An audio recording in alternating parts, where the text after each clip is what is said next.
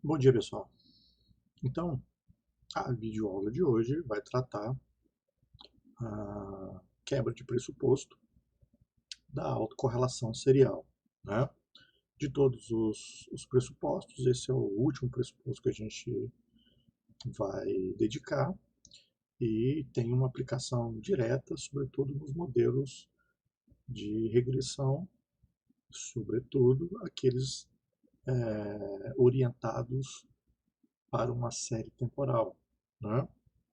Ainda que haja uma possibilidade de presença de autocorrelação num cross-section, a gente já tratou em vídeos anteriores que as autocorrelações dentro de uma cross-section, naturalmente ela surge de um processo mal planejado do plano de amostragem, né?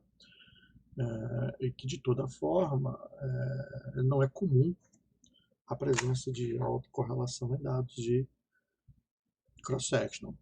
Não por isso, vocês vão perceber que os textos de regressão com base em análise de dados transversais, né, cross-sectional, não trazem testes formais para, não costumam trazer testes formais para autocorrelação, embora alguns pacotes forneçam como padrão a, as estimativas, sobretudo de Durbin-Watson, que é uma ferramenta bastante popular, um índice bastante popular para evidência dessas autocorrelações.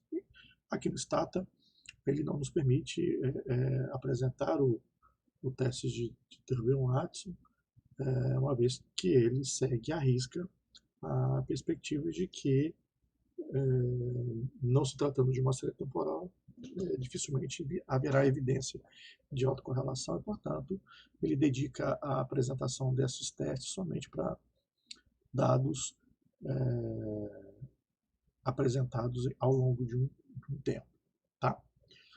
Então vamos nessa, vamos discutir um pouquinho sobre a, a, a quebra de pressuposto, né, representado pela autocorrelação serial, e algumas soluções que a gente pode apresentar para implementar os modelos e corrigir, eventualmente, problemas de autocorrelação. Ok? Então vamos lá. Então, a questão fundamental de uma autocorrelação serial, quer dizer, como é que a gente define uma autocorrelação serial?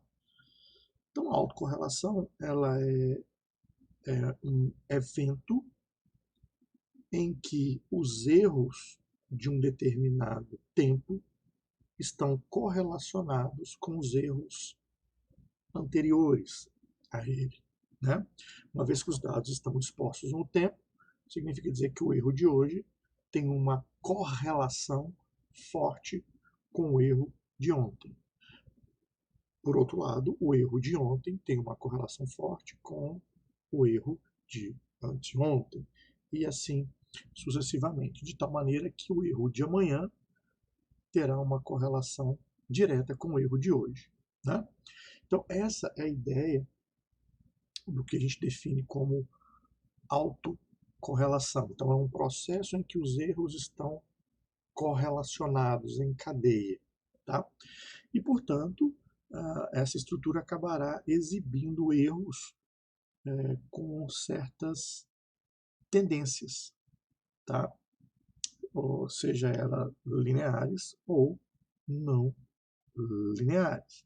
Então a gente pode representar a autocorrelação como sendo a covariância do erro I e erro J, dado o conjunto de xi, xj, e de tal maneira que a expectativa, então, dessa covariância seja igual a zero para I diferente de J.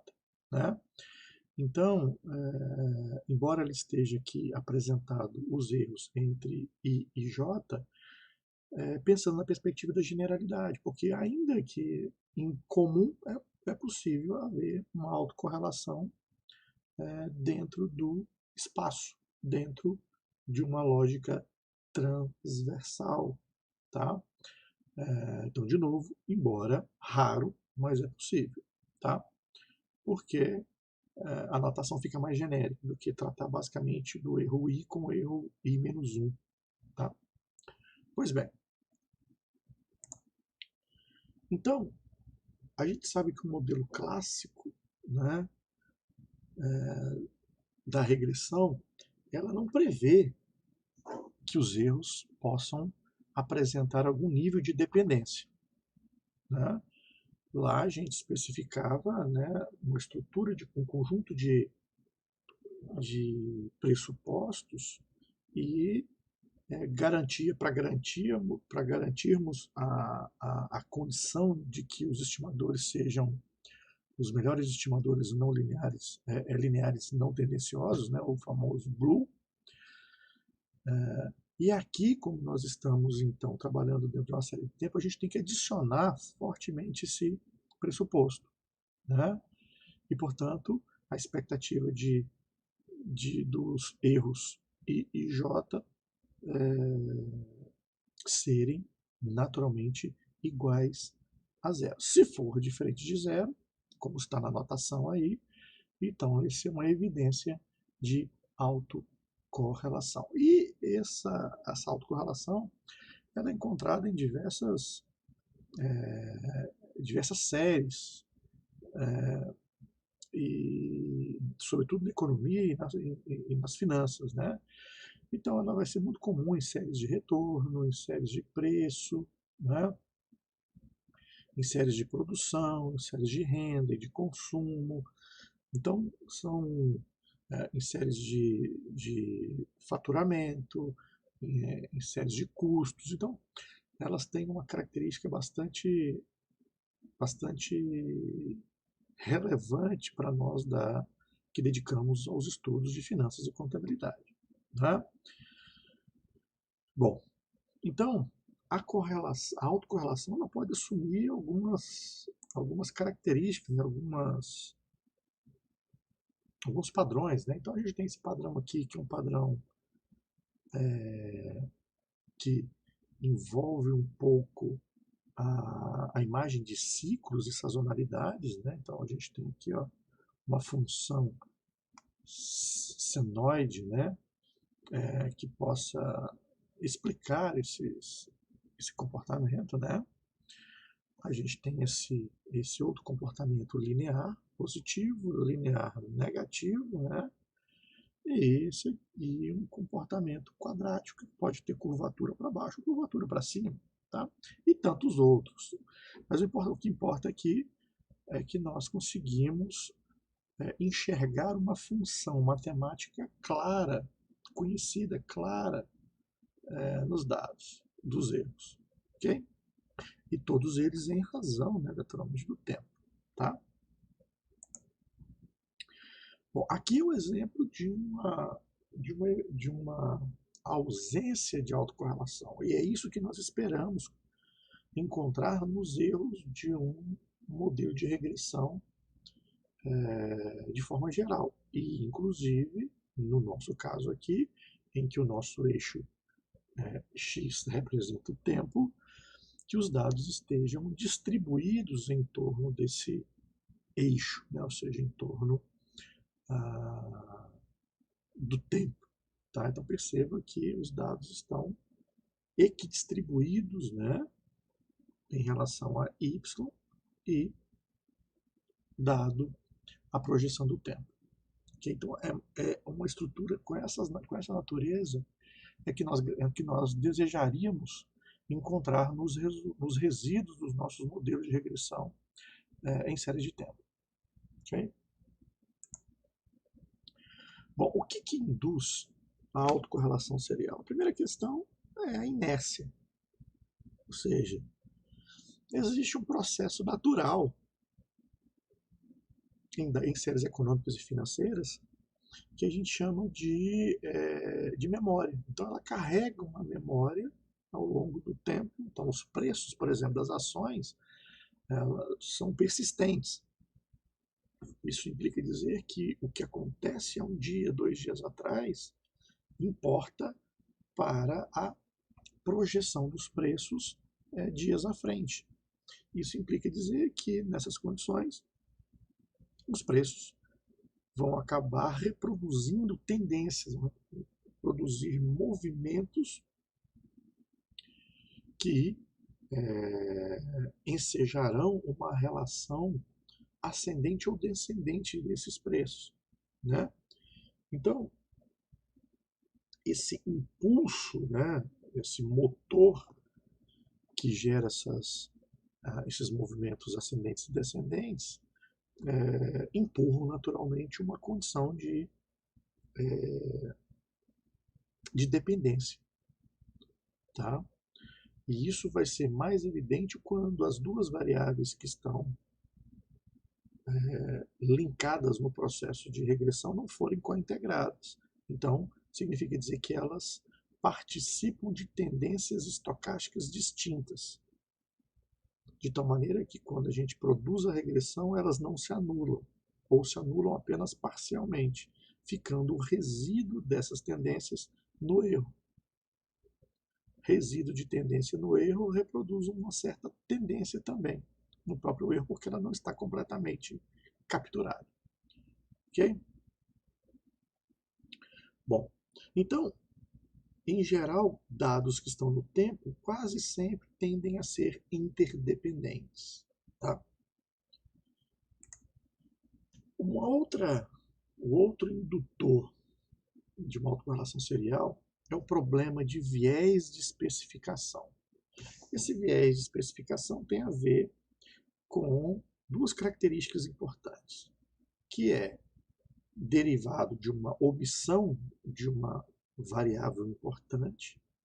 Então, de repente, o modelo foi especificado sem uma variável importante que ajudaria a explicar o fenômeno Y, e, portanto, o fato dele estar ausente, esse conteúdo informacional vai para o erro.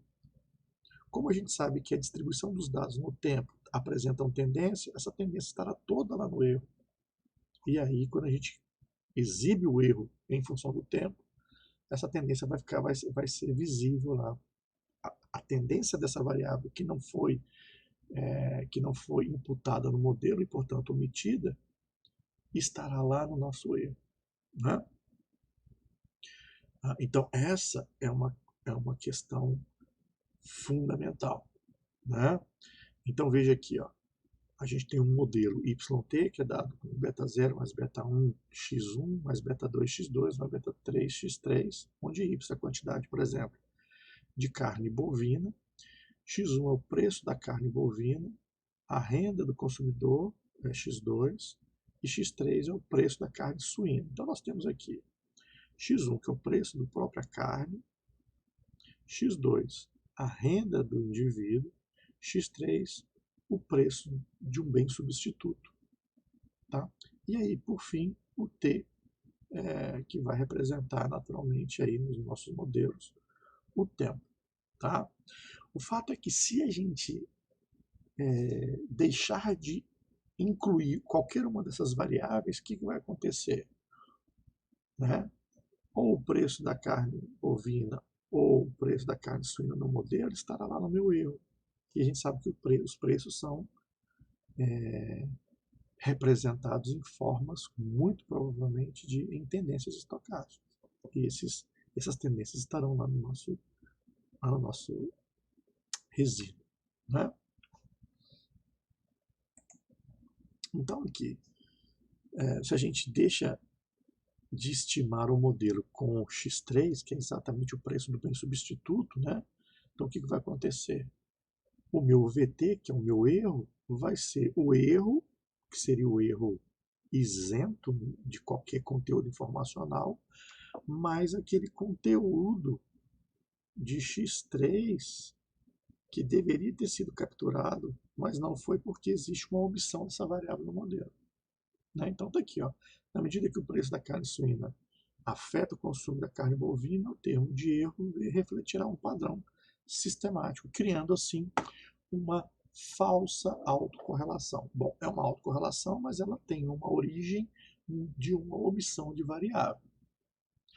Então a gente costuma dizer aqui que nós temos as autocorrelações nativas, né, as autocorrelações puras, que são aquelas que são derivadas da natureza dos dados, e aquelas que são provocadas por conta de uma má especificação. Então, tá aí. Um outro problema é o viés de especificação, só que agora não por conta de uma omissão de variável, mas por conta de uma especificação da forma funcional incorreta. De repente, o nosso modelo deveria ser representado como uma equação quadrática e a gente acabou estimando uma função linear na sua forma, né? Então veja que o custo marginal, que é dado por uma constante, mais um beta1 produção, mais um beta2 produção quadrado. E de repente a gente estimou com beta0 mais beta1 produção, esquecemos o termo quadrático da produção. O que acontece? Esse termo quadrático da produção vai estar lá no meu erro. Então o meu VI vai ser o quê? Vai representar o UI mais o beta2 produção ao quadrado. Né? Então, aqui estaremos levando para dentro do erro um problema de má especificação da forma funcional. Tá? Então, é aquela segunda condição que nós falamos. Então, a especificação pode gerar problema de autocorrelação na forma de uma omissão de variável relevante e na sua forma inapropriada do ponto de vista funcional. Né? Então, está aqui. Ó. Estimei uma função linear, embora a relação seja uma relação em U, que seria característica de uma função quadrática, por exemplo. Tá? Bom, tem uma outra questão que também acaba induzindo a autocorrelação, que a gente chama do fenômeno da teia de aranha. Tá? O que é isso? Muitos dos fenômenos, sobretudo quando a gente está trabalhando com dados no tempo, eles apresentam uma dependência temporal de efeito, tá, em relação a dados passados. Então vamos dar um exemplo aqui. Será que a política monetária contemporânea, produzida no tempo T, terá efeito sobre a inflação também no tempo T? Ou será que uma medida na taxa Selic só vai ter efeito na inflação daqui a 2 meses? Entende? Então o que acontece? Existem situações em que existe uma defasagem de efeito, ou seja, o efeito ele é retardado e, portanto, o YT ele recebe um efeito de algum estado de x em t-2, em t-1. Então, um efeito de uma mudança na taxa Selic de 2 meses atrás é que vai causar um efeito na inflação de 2 meses à frente.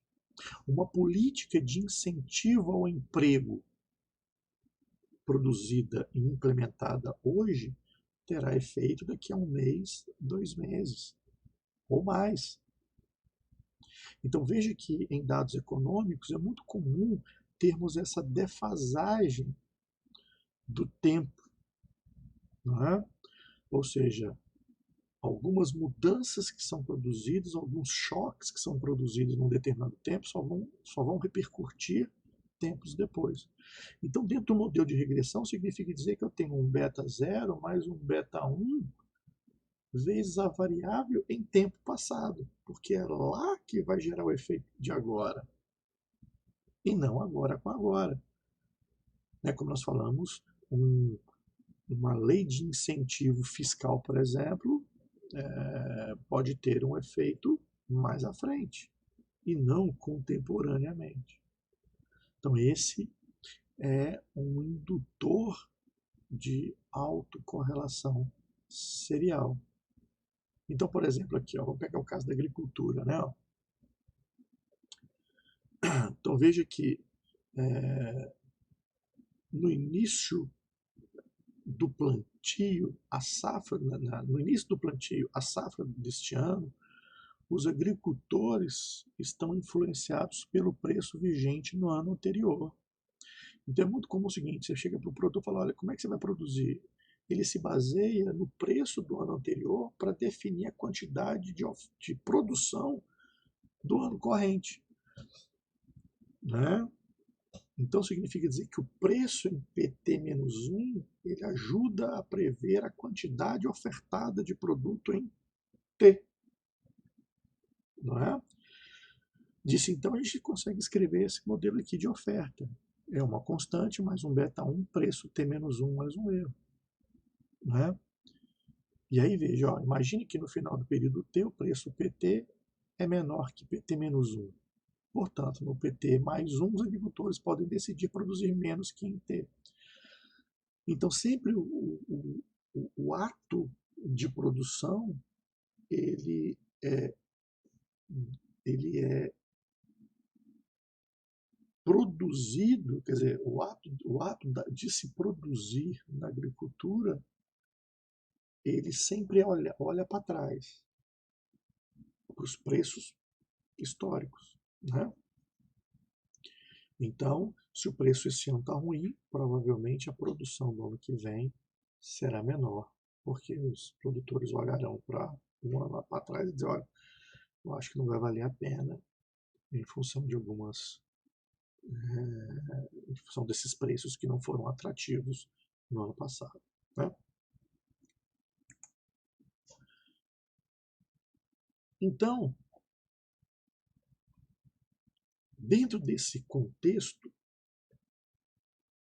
existe também um outro evento que induz a autocorrelação serial, que nós chamamos de defasagem. E essa defasagem é o estado da própria variável y, ou a variável que está sendo explicada, em estados passados.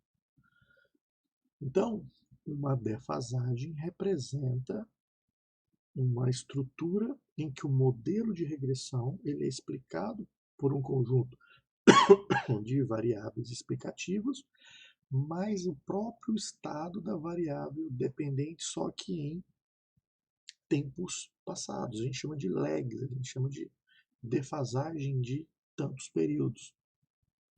Então veja aqui, ó. O consumo em T é uma função de uma constante mais um beta1 renda. Então a renda é importante. A renda de hoje define o consumo de hoje. Mas não somente. O consumo de hoje tem muito a ver com o consumo de ontem ou o consumo de um ano atrás. Isso por quê? Isso porque existe sempre uma persistência da população de manter o seu padrão de consumo. Então, se existe uma persistência de manutenção de padrão de consumo, o meu consumo no ano que vem provavelmente vai ser o meu consumo de hoje, mais ou menos alguma coisa. Né?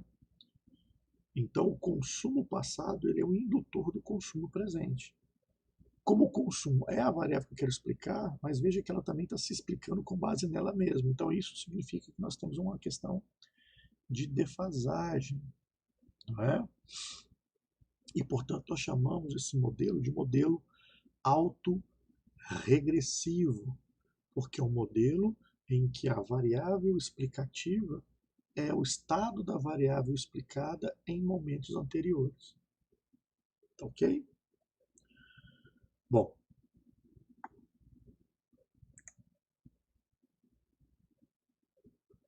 então o que acontece se nós implementarmos os mínimos quadrados ordinários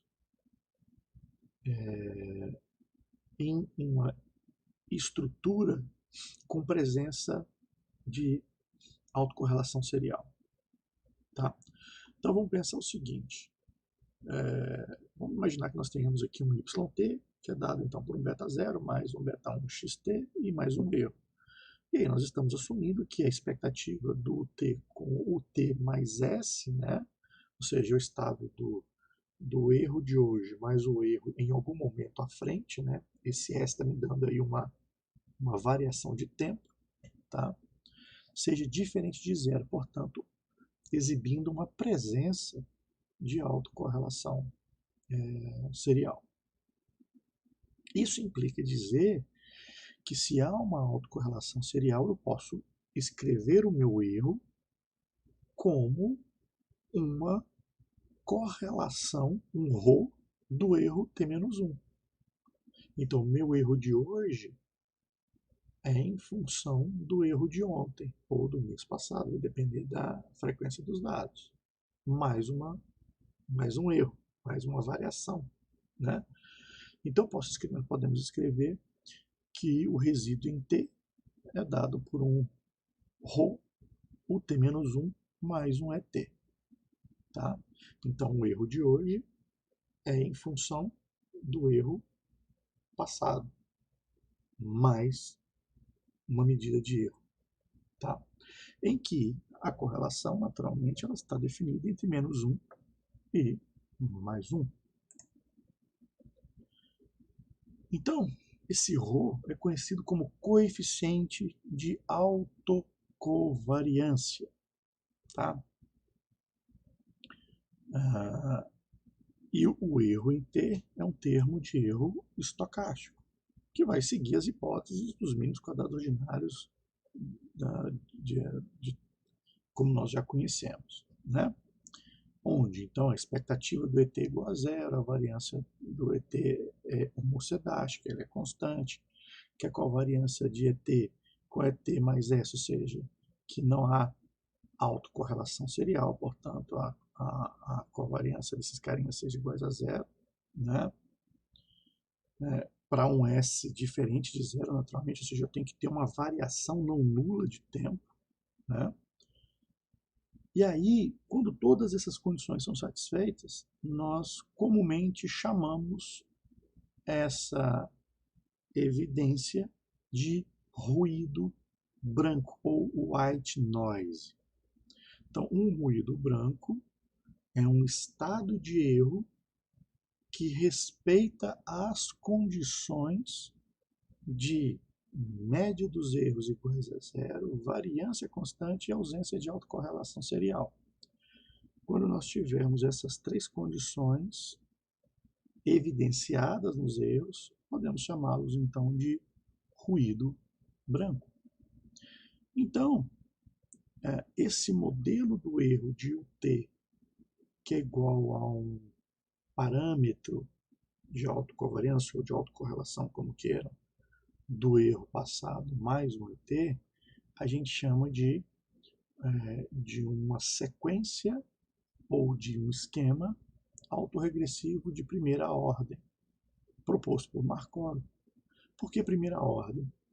Porque o meu modelo está escrito apenas em função do erro t menos 1, ou seja, do erro t imediatamente passado. Se eu tivéssemos aqui um ρ1, o t-1, mais um ρ2, o t-2 mais um erro t, teríamos agora um modelo autoregressivo de segunda ordem. Por quê? Porque agora o meu erro de hoje ele é formado pelo erro de ontem e do antes de ontem. Tá?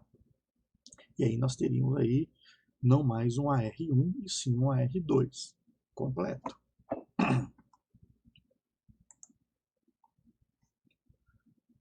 Então a gente sabe que a estimativa do parâmetro beta1 nada mais é do que a covariância de xt com y, né, dividido pela variância de x. Tá? E a variância do parâmetro é dado então como a variância do modelo dividido então pela variância de x2. Né? Que, aliás, pelo somatório, né,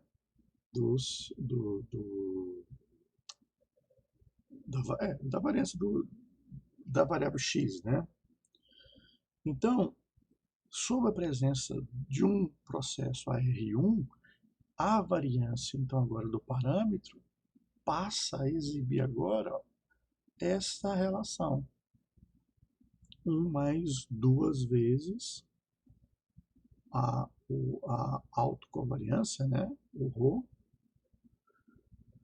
ρ, vezes a covariância de xt com xt menos 1 dividido pela variância de xt, né? Então, isso aqui está me dando uma condição de autocorrelação de xt com xt menos 1, tá?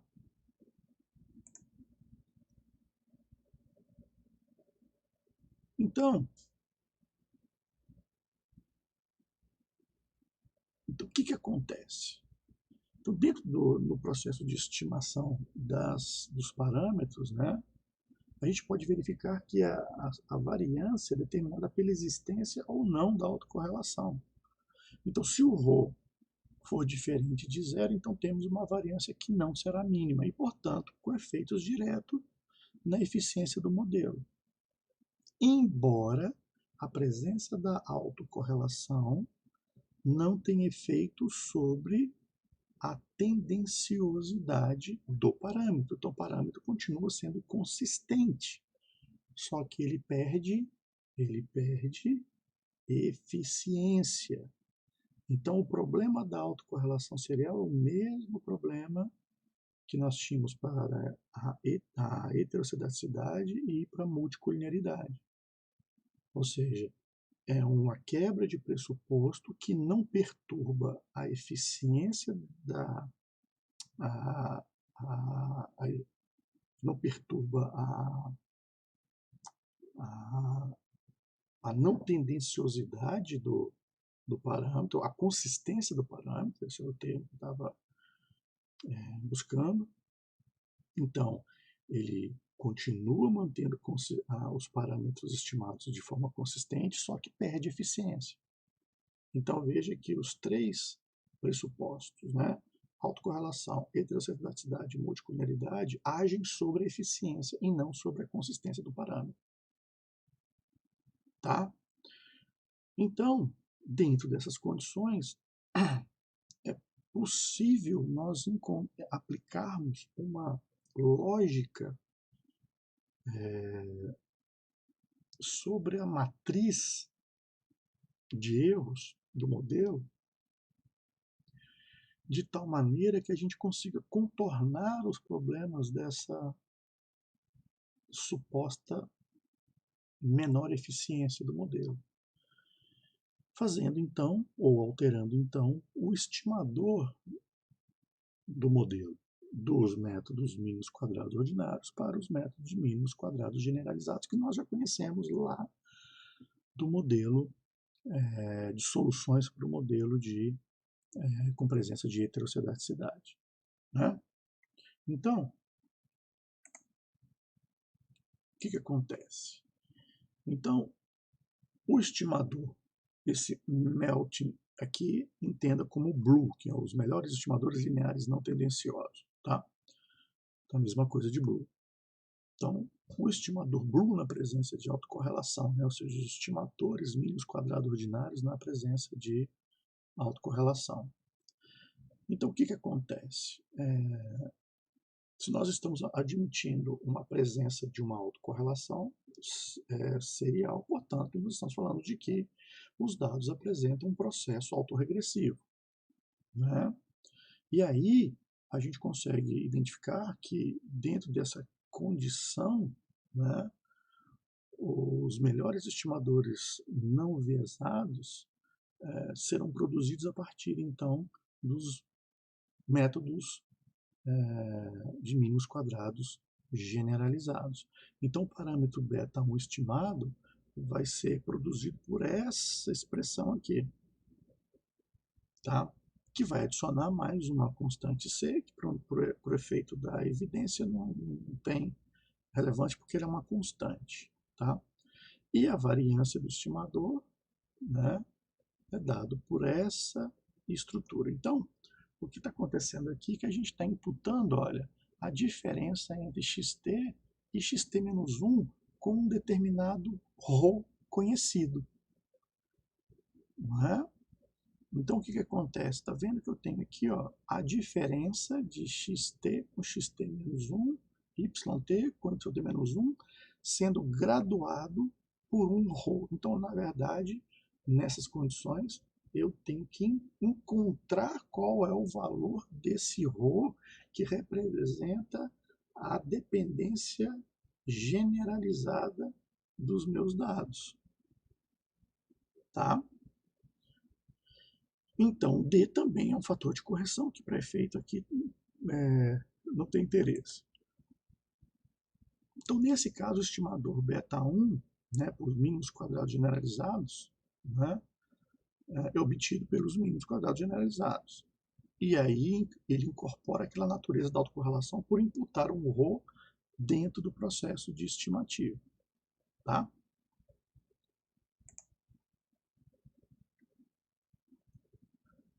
Bom, então, como nós já falamos, né, o processo de solução aqui ele tem uma característica bastante convergente para aquilo que a gente fazia com uma das soluções que a gente encontrou para contorno da heterocedaticidade, que é utilizar um estimador generalizado, imputando na matriz de variância covariância. Né? Então, só que aqui aplicado para a questão do controle da autocorrelação serial. Então a gente sabe que na presença de autocorrelação, o estimador do MQG é o mais adequado, tendo em vista que esse estimador incorpora a influência que a autocorrelação estabelece nos erros. Então, se a gente não considerar, tá, o que acontece?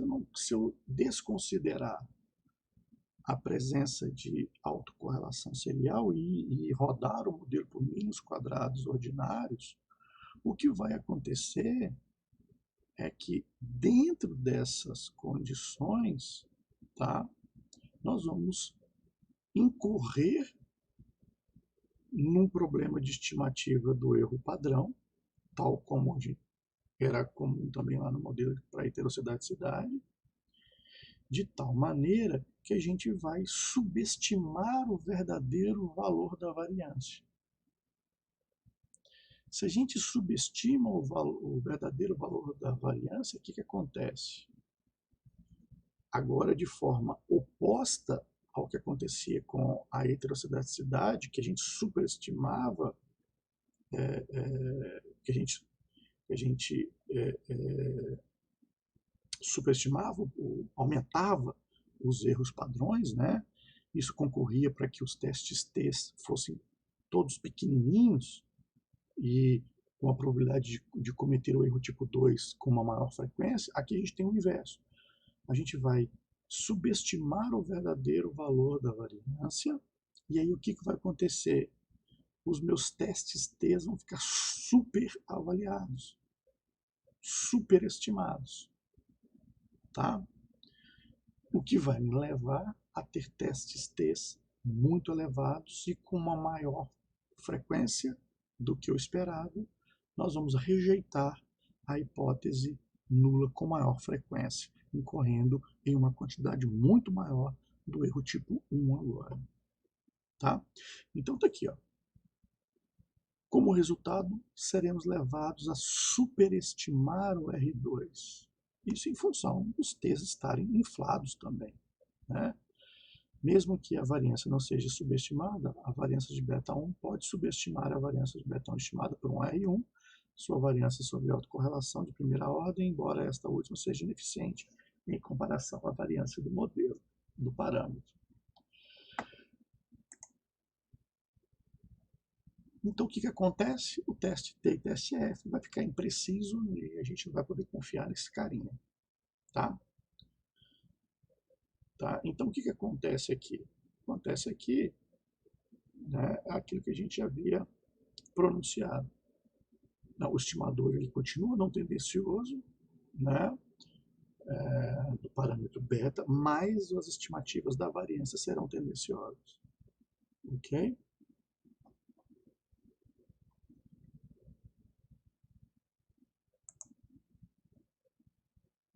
Então, isso vai acontecer de tal maneira que teremos uma condição, tá,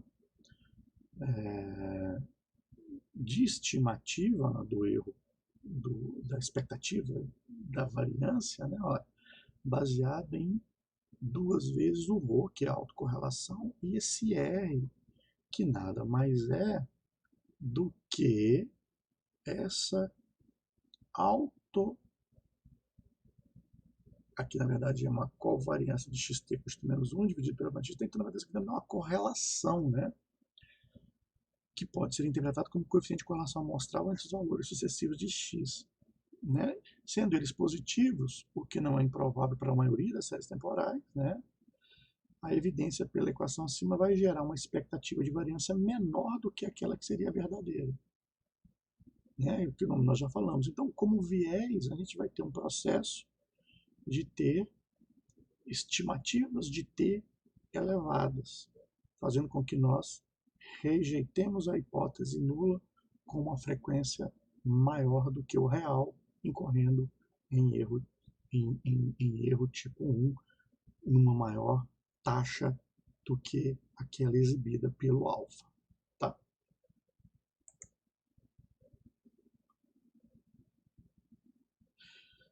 Bom, então está aqui a variância do estimador, né, ela vai ser algo fundamental para nós. Tá? Então está aqui, ó. Ou seja, a variância de beta 1 calculada por mínimo quadrado subestima sua variância calculada sobre a R1.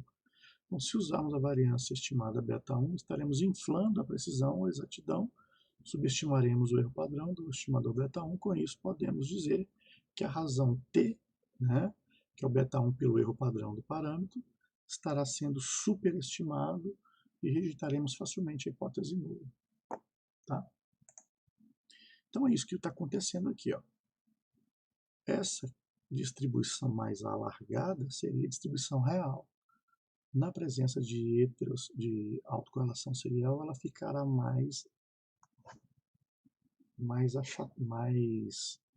menos dispersa, porque o erro padrão é menor. Né? Então, esse ponto aqui, que era o erro do parâmetro beta 2, olha só, ela estará na região de rejeição dessa distribuição com o efeito da autocorrelação serial, mas estaria dentro da região da distribuição que seria aquela adequada à real. Né? Então, veja que numa situação onde nós não tivéssemos a autocorrelação serial, ou estimando via modelos que são robustos para a autocorrelação serial, como os mínimos quadrados generalizados, nós não rejeitaríamos a hipótese nula, embora aqui a gente rejeitaria se usássemos os mínimos quadrados ordinários sem controle para autocorrelação serial. Então, um teste que a gente usa é um teste chamado de Turbin-Watson, que nada mais é do que a diferença dos erros t com t menos 1 elevado ao quadrado. Então, a gente soma tudo isso a partir da segunda, porque o primeiro erro não existe o anterior, então eu perco um grau de liberdade aqui, dividido então pela soma dos erros ao quadrado. Tá? Então, é uma estatística super simples de fazer. Né? Então, o que acontece? Então, nós vamos chamar isso de soma dos quadrados dos resíduos.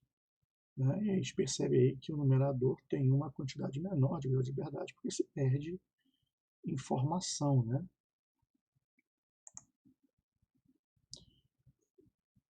Então, nós temos uma vantagem do Durbin-Watson, porque ele se baseia naturalmente nos resíduos estimados. Tá? E é um indicador muito reportado nos papers, né, que envolvem análise de séries temporais, tá? Regressão com séries temporais. Embora tenha algumas críticas, e sobretudo a crítica do Durbin-Watson é que ele não consegue capturar estruturas temporais além de um lag. Quando eu falo um lag, ele calcula uma dependência temporal para um modelo AR1, ou seja, uma dependência temporal de apenas uma defasagem, tá? de xt com xt-1, xt-1 com xt-2, e assim sucessivamente. Tá? Então, essa é uma característica. E ele não consegue, ele não foi produzido para admitir um modelo com defasagem. Aí sim, um modelo com defasagem é quando o yt-1 está explícito no modelo para explicar y. Então, são duas limitações do Durbin-Watson. Ele não consegue, ele está limitado para uma dependência temporal para um AR1, autorregressivo de ordem 1, e ele não tem especificação adequada formulada para capturar estruturas de defasagem da variável y. Tá? Então, o modelo de Durbin-Watson, né, de regressão inclui o termo do intercepto. Se não estiver presente, como no caso da regressão que passa pela origem, é essencial refazer a regressão incluindo o intercepto para obter a soma dos quadrados dos erros. Tá? Então, as variáveis explanatórias do x não são estocásticas ou fixas em amostras repetidas. Tá? Os termos do erro t são gerados pelo processo autorregressivo de primeira ordem. Então, está aqui. Ó. Ele só captura essa dependência de ut com o imediatamente anterior. Então, ele não consegue capturar processos autorregressivos de ordem mais elevadas, de ordem 2, ordem 3, e assim sucessivamente. Embora exista, estou dizendo aqui do modelo clássico de Durbin-Watson, e existem os modelos de Durbin-Watson generalizados, que a gente vai fazer, inclusive lá no status, usando a função Durbin-Out. E lá a gente consegue especificar modelos, lags de maior ordem do que a ordem 1. Mas o teste basicão do Durbin-Watson ele só captura a ordem de lag 1. Então a gente tem que ficar atento a isso. Sobretudo em ciências contábeis e em finanças, que em algumas situações, em economia também, em situações em que a dependência ela é para maior do que a ordem 1. Às vezes nem a ordem 1 é significante. Ela passa a ter dependência na ordem 2, ordem 3. Então, se você, por exemplo,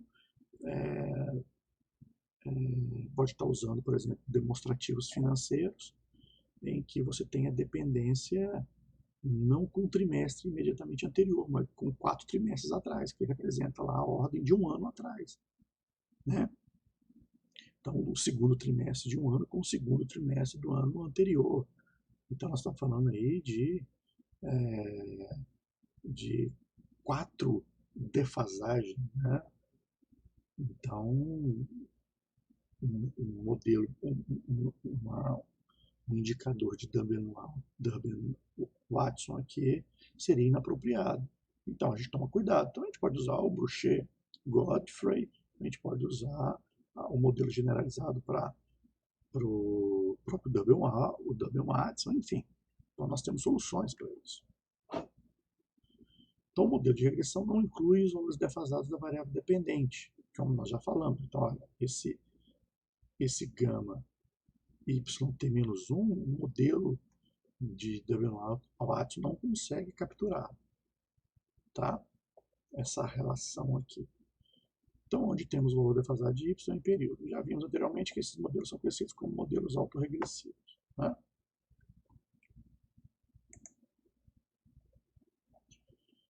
Então, a gente define esse ρ naturalmente como uma correlação, né, do t com t-1, né? Isso aqui é uma medida de correlação, covariância pela variância do erro. Então, esse Durbin-Watson ele é aproximadamente 2, 1 menos o ρ. E aqui que é interessante. Essa escala de Durbin-Watson, ela é definida entre um limite inferior de 0 e um limite superior de 4. Então, dependendo da quantidade dessa dependência, ou seja, a quantidade dessa persistência, então imagine que aqui eu tenho uma correlação mais 1. Então, se eu tenho uma correlação mais 1, significa dizer que o erro de ontem é exatamente igual ao erro de hoje, ou seja, ela é hiperdependente para o erro de hoje. Então, 1 menos 1 vai dar 0, 0 vezes 2, eu teria aqui 0. Então, tem uma correlação aqui naturalmente positiva, né? Quando o ρ é mais 1. Mas e se o ρ for menos 1? Então, eu teria aqui 1 com menos menos dá mais, dá 2. 2 vezes 2 dá 4. Então, aqui eu teria uma autocorrelação negativa. Não é? Então, a nossa escala de Durbin-Watson está definida de 0 a 4. E o 2, o valor central 2, é a região de ausência de autocorrelação. Né? Então a gente consegue definir aqui, ó, entre o Durbin-Apper até 4 menos Durbin-Apper, então são limites. Tá? Então a gente tem aqui ó, 0, 4 como os extremos, né? DL, que é o Durbin-Low, inferior, Durbin-Apper, superior. E aqui eu tenho 4 menos DU, 4 menos DL. Então, essa região de DU a 4 menos DU é a região onde nós não temos evidência de autocorrelação serial. Temos uma região de DL e DU, que é a mesma região de 4 menos DU e 4 menos DL, ó, que é uma região de imprecisão, de indecisão. E a região de 0 a DL e de 4 menos DL a 4, aqui sim representam as áreas de presença de autocorrelação serial.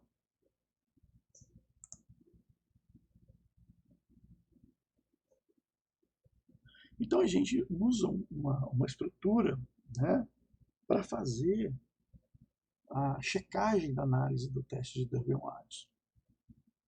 Né? Normalmente a gente olha para o valor do indicador de Durbin-Watson, se estiver próximo de 2, é bem provável que ela esteja naquela região delimitada para a ausência da autocorrelação. Né? Então, se está lá 1.9 alguma coisa, 2.10 alguma coisa, você nem se preocupa muito, porque ali já é uma evidência inequívoca de não correlação serial. Mas de repente você encontra lá 0.9, 1.20, aí você já começa 3 ponto alguma coisa, 2.90, você já começa, ou seja, há uma distância significativa do valor 2, e aí é importante formalizar isso de forma mais consistente. Então aqui, nessas regiões, a gente vai encontrar aqui as correlações, na verdade, as autocorrelações positivas e negativas. Né?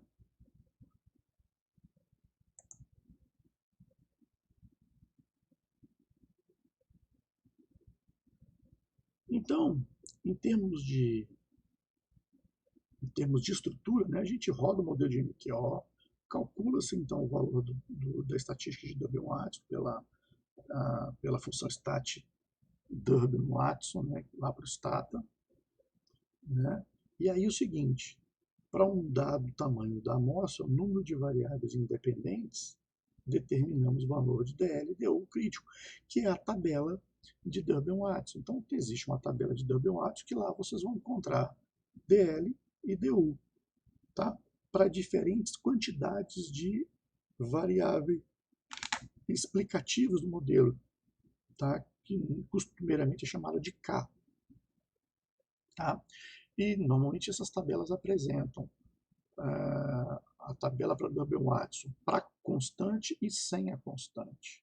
Tá? Nas situações em que você está rodando um modelo de regressão com constante e sem constante. Okay? Então aqui da hipótese nula, né, ó, não há uma autocorrelação positiva, então se o meu D estiver entre 0 e DL, rejeita. Se tiver entre DL e DU, sem decisão. Se tiver entre 4 menos DL e 4, rejeitar. Se o D tiver entre 4 menos DL e 4 menos DU e 4 menos DL, sem decisão.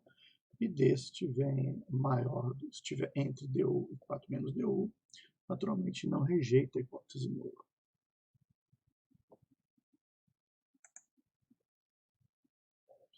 E aí nós temos um outro teste, que é o teste de autocorrelação de Brochet-Godfrey, né? Que tem uma capilaridade interessante e ele tem um poder um pouco maior do que o de Durbin-Watson, embora seja menos reportado na literatura, mas ele tem um poder melhor. Né? Por quê? Porque ele consegue capturar, tá? Ele consegue performar para a presença de uma estrutura de defasagem da variável y, além de que ele me permite implementar checagem de autocorrelação serial para além de um R1. Então ele me certifica para ordens superiores, R2, R3, R4, RN, né? Então, a ideia é a mesma forma. Eu estimo o modelo, né, de regressão e depois uso a função para implementar a evidência de autocorrelação serial, usando lá o stat B. Godfrey. Ok? Então, o modelo que ele vai fazer, ele vai pegar uma estrutura generalizada do Durbin-Watson. Está vendo que agora o meu erro T é dado por um ρ1, o T-1, ρ2, o T-2, o ρP, o T-P mais um erro. Com isso, a gente consegue testar a hipótese nula para diferentes estruturas temporais. Tá? Então, a hipótese nula remete à inexistência de autocorrelação nos resíduos. A conclusão, neste caso, seria não existência de autocorrelação serial. Tá? Então, depois vamos para o segundo passo, que é rodar a regressão auxiliar, que consiste em rodar os modelos com os resíduos. Né? Então, eu pego o T e faço uma regressão auxiliar com os seus estados passados. Né? Ou seja, eu estou pegando aqui alfa xt mais os erros passados da variável. Então, quando a gente fizer isso, a gente vai rodar o modelo e aplicamos a estatística do teste de BG, né, de Brochet-Godfrey, que é o n-PR2 segue uma distribuição de Q quadrado. Tá? Então, vamos comparar o valor obtido pelo teste com uma tabela de Q quadrado com grau de liberdade estabelecido pelo número de defasagens no processo de autorregressivo. Então, simples assim. Então, a gente também tem problemas com o teste de Brochet-Godfrey, né? Então, os regressores incluídos no modelo de regressão podem conter valores defasados do regressão do y, o que é uma regressão complicada lá do Durbin-Watson, né? Embora o modelo de Brochet tenta capturar. Né? O BG é aplicável mesmo em termos de erro, né? Siga um processo de médias móveis, um processo de MA. Tá? E se na equação tivermos apenas uma defasagem P igual a 1, teremos apenas uma autorregressão de primeira ordem e ele vai redundar naturalmente no modelo de Durbin-Watson. Okay? Por isso é chamado também de M de Durbin.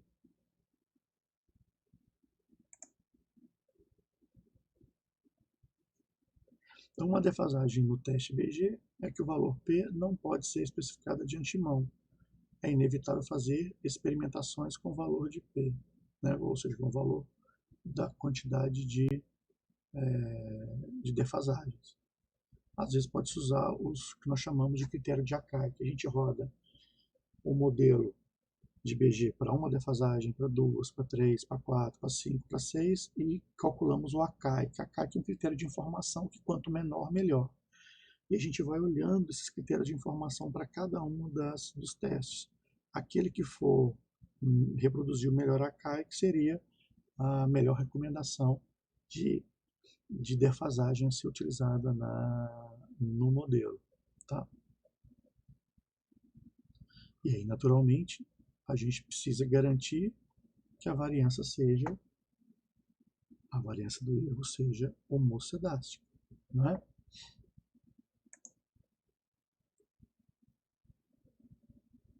Então, como medidas corretivas para a autocorrelação serial, significa dizer que antes de nós tentarmos eventualmente produzir a decisão de mudança do estimador de mínimos quadrados ordinários para os mínimos quadrados generalizados, existem situações menos traumáticas, tá? Tal como lá no modelo de heterocidade, que nós falamos que a gente poderia rodar um modelo de mínimos quadrados generalizados, mas muitas vezes o que acontece? Eu não consigo enxergar o valor do sigma lá. Como eu não conheço o valor do sigma, o que a gente fazia? Os mínimos quadrados generalizados ficavam difíceis de serem produzidos. E aí a gente utilizava então o critério de correção de White, lembra? Para imputar essa correção direto na matriz de variância covariância, de tal maneira que a gente torna a matriz de variância covariância robusta para a heterocidade, que é a correção de White.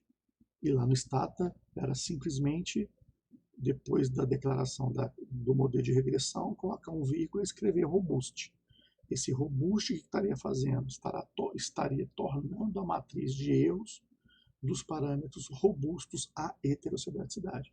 Por incrível que pareça, a gente não fez nenhum exercício ainda que tivesse uma heterocidade que a gente pudesse utilizar esse robust. Nos próximos exercícios a gente vai provocar isso, só para que a gente consiga ter a evidência desse processo. Aqui é a mesma forma. Então, ao invés de mudar os mínimos quadrados generalizados, porque eu não sei ao certo o valor de ρ para a minha série, que exiba a condição de autocorrelação serial, então o que eu faço? Eu posso tentar fazer uma mudança na imputação da minha matriz de erros. E aí, ao invés de mudar o estimador, eu torno a minha matriz de variância covariância, né, e, portanto, a minha matriz de erros, robusto também à autocorrelação serial. E aqui a gente faz isso utilizando uma correção chamada de Newey-West. Tá? Então, se lá na heterocidade a gente tinha a correção de White, aqui a gente tem a correção de Newey-West, que torna os nossos modelos robustos à autocorrelação serial. Né? Então, agora, é possível também fazer o uso de mínimos quadrados generalizados, mas aqui eu preciso, né, de entender se o que está me motivando na promoção da autocorrelação serial é algum problema de especificação ou se essa autocorrelação é uma autocorrelação pura. Tá? Então está aqui, ó, em grandes amostras podemos usar o Newey-West para obter erros padrões dos estimadores e mínimos quadrados ordinários que estão corrigidos para autocorrelação. Tá? O método, na verdade, é uma extensão dos erros consistentes para a heterocidade do White, examinado no tópico anterior. Né? Então está aqui, ó. Em vez de utilizarmos os mínimos quadrados generalizados, podemos corrigir os erros padrão para autocorrelação, né? Por um procedimento desenvolvido por Newey-West, técnica nada menos que uma extensão dos erros padrões consistentes de White. Esses erros corrigidos são conhecidos como erros padrões consistentes para heterocidade e autocorrelação.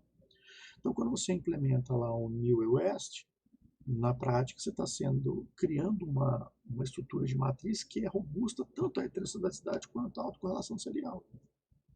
Né? Agora, tem um detalhe. Ela só é aplicada para grandes amostras, para pequenas amostras, ela não tem eficiência não. Tá? Aí sim você teria que ir para um mínimos quadrados generalizados. Então, uma outra questão é corrigir a especificação do modelo. De repente, você tem um problema lá de autocorrelação serial e o problema é a especificação. Então, a gente sempre primeiro tenta identificar a origem do problema. Não é porque você encontrou uma autocorrelação serial que você já vai aplicar uma correção de New e West. Não. Primeiro você tem que identificar se a origem daquela condição de autocorrelação serial está vindo de uma má especificação, seja por uma omissão de variável, seja por um problema de estrutura funcional do modelo, do shape da função. Né? Então, se você identificou que o problema não é de especificação, não é por uma omissão, nem pela estrutura funcional, e não é por conta de um problema de escala, de grandezas, né? Então a gente pode naturalmente aplicar o modelo por um tipo de correção, porque estaríamos entendendo que aquela autocorrelação serial é uma autocorrelação serial pura, nata dos dados. Né? Então a gente primeiro tenta resolver com os problemas funcionais, né, dos dados, e depois que a gente não consegue, aí sim a gente faz ou a correção de New e West ou a gente muda o estimador para um MQG, se conseguirmos ter acesso ao parâmetro gerador dessa autocorrelação. Então, dessa forma, temos que passar e verificar outros procedimentos até chegar à correção, que é isso que a gente estava produzindo. Ok? Bom, para além disso, é possível também que nós consigamos implementar implementar essas regressões com a presença de autocorrelação serial para um processo iterativo de convergência. Então, nós temos dois modelos de regressão que são implementados com uma correção que nós chamamos de Price, ou uma regressão Price, que é uma regressão robusta para a presença de autocorrelação serial. Então, ela vai fazer um processo iterativo tentando convergir aquele ρ, de tal maneira que ele vai estimando vários ρs até chegar a um ρ que seja o mais próximo, o ótimo, e ele utiliza aquele ρ num processo na matriz de erros e te reporta uma regressão com melhores condições do que a regressão original por mínimos quadrados ordinários. Na verdade, ele roda mínimos quadrados ordinários, só que fazendo o controle com esse ρ. Então, nós chamamos de regressão Price e temos a regressão Crocani-Orkut. Então, são esses dois tipos de regressão que têm o mesmo princípio. Tá? É um processo iterativo de convergência. Claro que o motor dos dois na geração dessas funções são diferentes, mas se prestam às mesmas condições, tá?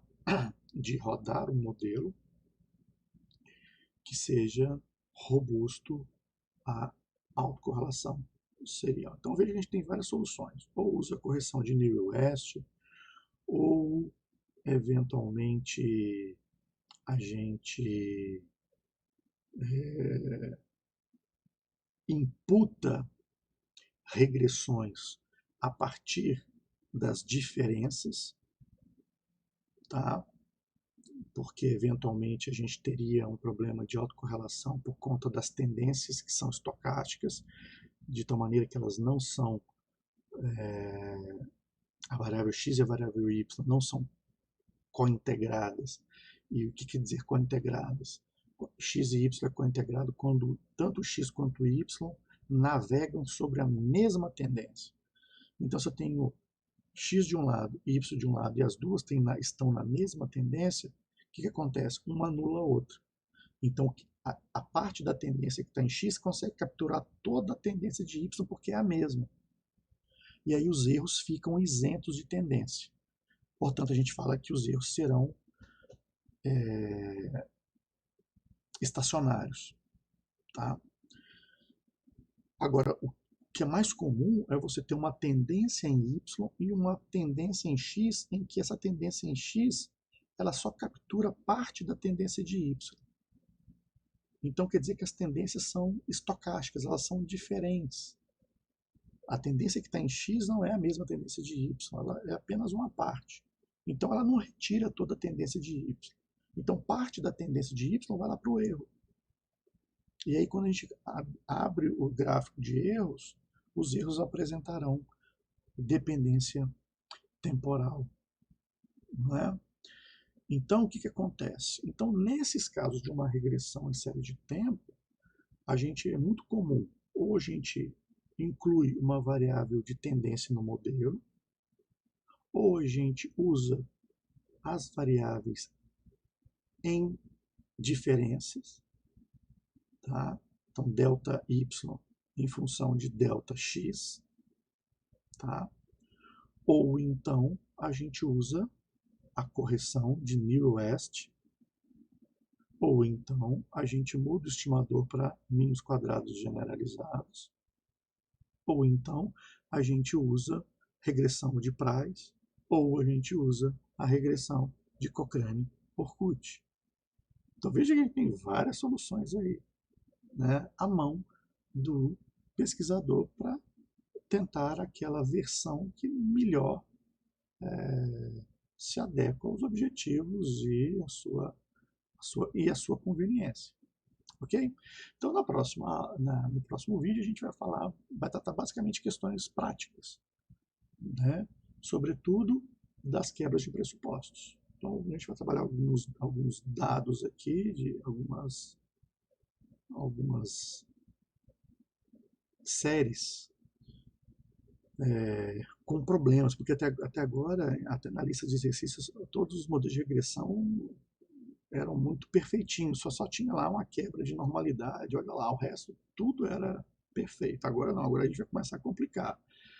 Vamos pegar algumas séries que têm problema de heterossedacidade, que têm problemas de autocorrelação, que têm problemas das duas coisas, tem problema de multicolinearidade, enfim. Então agora vamos começar a trabalhar com séries mais chatas, com séries que são mais problemáticas, com dados mais problemáticos, ok? Então esse vai ser o tema do próximo vídeo e finalizamos então com esse vídeo que a gente vai trabalhar na parte prática, né? A gente finaliza o conteúdo da nossa primeira avaliação. Ok? Então, forte abraço.